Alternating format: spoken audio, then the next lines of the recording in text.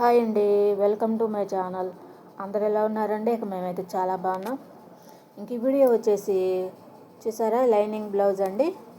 Okay, ఇంక ఇది వచ్చేసి శారీ. నేను ఎప్పుడు లైనింగ్ బ్లౌజ్ కట్ చేసినా దానికి సంబంధించిన శారీ చూపిస్తాను కదండి, ఇక దానిలోదనమాట. ఇంకొచ్చేసి ఇక లైనింగ్ తీసుకున్నాను. ఇంక ఇది వచ్చేసి 80 పాయింట్ల క్లాత్ అండి. ఓకే, ఇక నా వైపుందేమో క్లోజింగ్ సైడు, అటువైపుందేమో ఓపెన్ సైడు. ఇంకా హెచ్చు తగ్గులనేమి ఏమి లేవండి, అందుకని ఎక్స్ట్రా ఏం కట్ చేయలేదు. అది బ్లౌజ్ తీసుకొని కింద 1/2 ఇంచు ఖర్చు కోసమని చెప్పి వదిలిపెట్టి ఇక ఒక మార్కింగ్ అనేది వేశానండి. అలాగే నెక్ రౌండ్ కాడ ఒక మార్కింగ్ అనేది వేశాను. అలాగే నడుము కొలత కాడ కూడా ఇక 1/2 ఇంచు ఖర్చు కోసం వదిలిపెట్టి ఒక మార్కింగ్ అనేది వేశానండి. అలాగే టెస్ట్ కాడ కూడా మనకి బ్లౌజు అంటే సాయిగడ్డ ముడతలు అనేవి లేకుండా చూసి పట్టుకొని ఇంకా అక్కడ మార్కింగ్ అనేది వేశాను.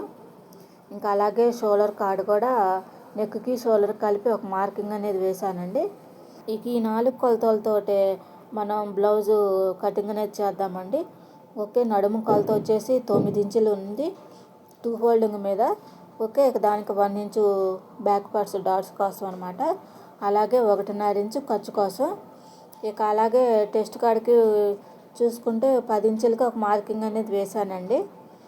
ఇంకా అలాగే లెంత్ వచ్చేసి మనకి 16 ఇంచెస్ ఉందండి, అంటే ఖర్చుతో కలిపి 16 ఇంచెస్. ఓకే, ఇక చంక్ ఆమ్ డౌన్ వచ్చేసి 6 ఇంచులు ఉంది. నెక్స్ట్ వచ్చేసి ఆది బ్లౌజ్ తీసుకొని టెస్ట్ కొలత చూసానండి, ఖచ్చితంగా సరిపోయింది. ఇంకా మనకి నెక్కి షోల్డర్ కలిపి 5.5 ఇంచెస్కి మార్కింగ్ అనేది వేశాను.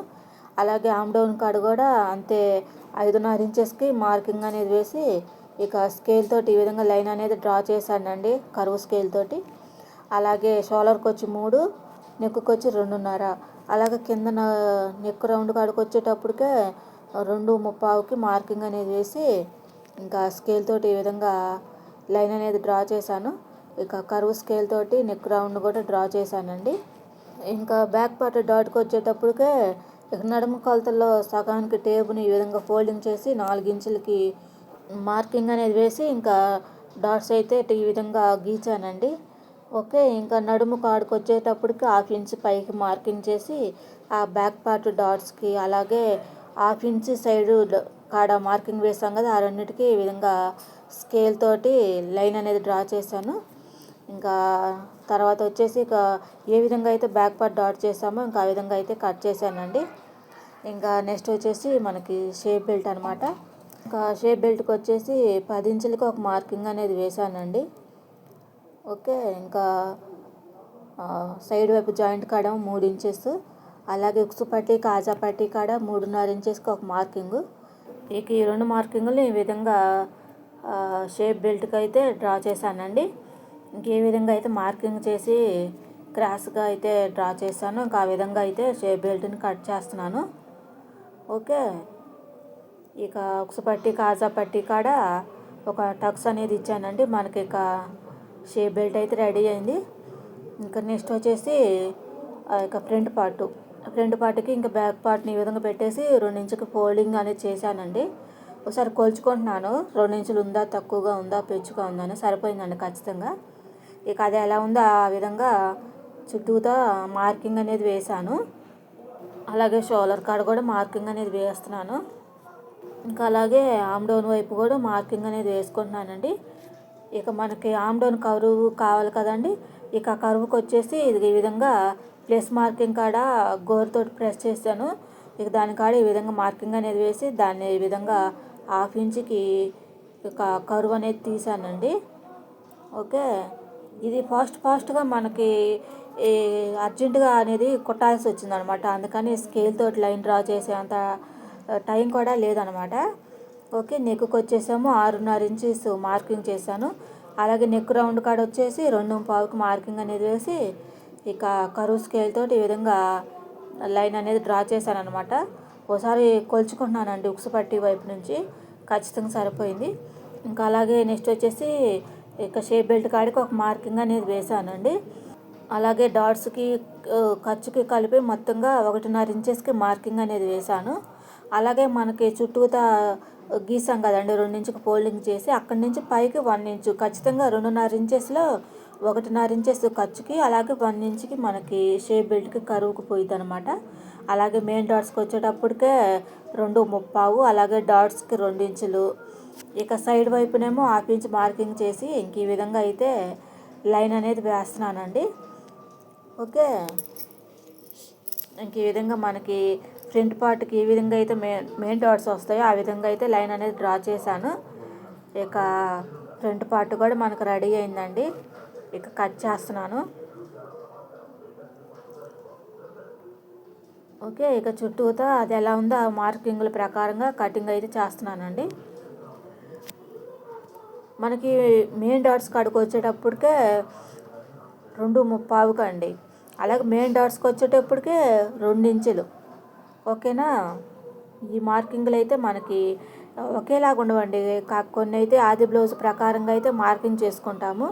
అంటే టెస్ట్ ఎక్కువగా ఉండేది, లావుగా ఉండే వాళ్ళకి, సన్నంగా ఉండే వాళ్ళకి బట్టి మనకి ఫ్రంట్ పార్ట్ కూడా మనకు ఒక్కోసారి కటింగ్ అనేది మార్పు వస్తుంది. ఓకే, ఇప్పుడు నేను ఒకసారి కొలుచుకున్నాను. టెస్ట్ మార్కింగ్ సరిపోయిందండి. ఇంకా హ్యాండ్స్ చూడండి, హ్యాండ్స్ 80 పాయింట్లు అయ్యేసరికి మనకి 80 పాయింట్ క్లాత్ అంటే అది ఖచ్చితంగా 75 వస్తుంది. ఓకే, హ్యాండ్స్కి వచ్చేటప్పటికే కాస్త తక్కువగానే ఉంది. మళ్ళీ దీనికి జాయింట్ అనేది వేయాలా. ఇంకా హ్యాండ్స్ పొడుగు వచ్చేసి 7 ఇంచెస్ ఉంది. ఇప్పుడు స్టిచ్చింగ్ చేయాల్సిన బ్లౌజ్ ఏమో 8 ఇంచెస్ పొడుగు ఉందండి. ఓకే, ఇక 1 ఇంచ్ కాడికైతే మనకి జాయింట్ అనేది పడుతుంది. అలాగే హ్యాండ్ లూజ్ వచ్చేసి 6 ఇంచులు. అలాగే ఆమ్ డౌన్కి వచ్చేసి 8 ఇంచెస్కి ఈ విధంగా మార్కింగ్ అనేది వేసి లైన్ అనేది డ్రా చేశానండి. ఓకే, ఇక హ్యాండ్స్ కూడా మనకి రెడీ అయిపోయింది. ఇది వచ్చేసి ఆమ్ డౌన్ సంఖకు వచ్చేటప్పటికే 3.25కి దింపానండి. అంటే నిలువుగా మనం చేయిలు పొడుగు తీసుకుంటాం కదంటే దానిలో 3.25కి అనేది నేను చంక దింపు అనేది ఆమ్ డౌన్కి మార్కింగ్ అనేది వేసాను అనమాట. ఇంక ఇది వచ్చేసి మెయిన్ క్లాత్ అండి. మెయిన్ క్లాత్ మీద ఇక మనం కట్ చేసుకున్న బ్యాక్ పార్ట్ పెట్టేసి ఇంక ఈ విధంగా అయితే కట్ చేస్తున్నాను. ఓకే, ఇక ఈ బ్లౌజ్ కటింగ్ అనేది అసలుకి ఫాస్ట్గా అయిపోయిందండి, కటింగ్ కానీ స్టిచ్చింగ్ కానీ. ఇక మరి స్టిచ్చింగ్ అంటే వీడియో తీయటం కుదరలేదు, కటింగ్ అన్నా తీద్దామని చెప్పేసి ఇంక ఈ విధంగా అయితే వీడియో వచ్చిందండి. మార్కింగ్స్ అయితే నేనైతే కొలతగానే చెప్పాను అనుకుంటున్నాను, మీకు అర్థమైందని అనుకుంటున్నాను. ఓకే, ఇక బ్యాక్ పార్ట్ అలాగే హ్యాండ్స్ కట్ చేశానండి. ఇంక ఇది వచ్చేసి మనకి ఫ్రంట్ పార్ట్ అనమాట. ఇక ఫ్రంట్ పార్ట్ కూడా మనకి ఇంక ఈ విధంగా పెట్టేసి కట్ చేసేస్తున్నాను.